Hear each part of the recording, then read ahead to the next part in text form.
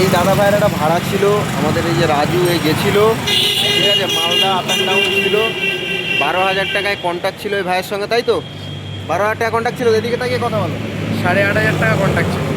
আর আচ্ছা, আর ওনার চার্জগুলো হচ্ছে যে মানে 3টে থেকে ওয়েট করা চার্জ, আচ্ছা, আর টোলের 500 টাকা। আচ্ছা, তো 12,000 টাকা টোটাল বিল হয়েছে। তো এখন মোটামুটি এই দাদার সমস্যার ক্ষেত্রে ওকে 10,000 টাকা, তুই 10,000 টাকা পেয়েছো তো ভাই? 10,000 টাকা পেয়েছে। দাদা একটু সমস্যায় ফেসে গেছিলো। ওনার পরিবারের থেকে এই ভাইকে ফোন করে বলেছে যে স্ক্যাম, কোনো থানায় গিয়ে কমপ্লেন করব। তার জন্যে ভাই আমি সরি। তোমাকে কেউ কোনো আমরা স্ক্যাম করে না, না, প্রতি এখনো কোনো আক্রোশ নেই তো? না, তুমি ওনার দিক থেকে পয়সা যা পেয়ে গেছো তাতে তুমি স্যাটিসফাই? আমি 1 মিনিট বলি, আপনার কি ওনার ব্যাপারে কিছু বক্তব্য আছে? আমি একটা বলি, কোনো স্ক্যাম করে টাকা নেয়নি। উনি ন্যায্য টাকাই নিয়েছে এবং উনি আমার জন্য যথেষ্ট পরিশ্রম করেছে। এবার আমার ফ্যামিলি সেটা একটু ভুল বুঝেছে, একটু বাড়ি বুঝে তো একটু ভুল বুঝে ওনাকে না, আপনার ওনার প্রতি কোনো আমার ওনার প্রতি কোনো অভিযোগ নেই। আর তোমারও আর কোনো ইয়ে নেই? চলো, ক্লোজ হয়ে গেছে, ক্লোজ, ঝামেলা।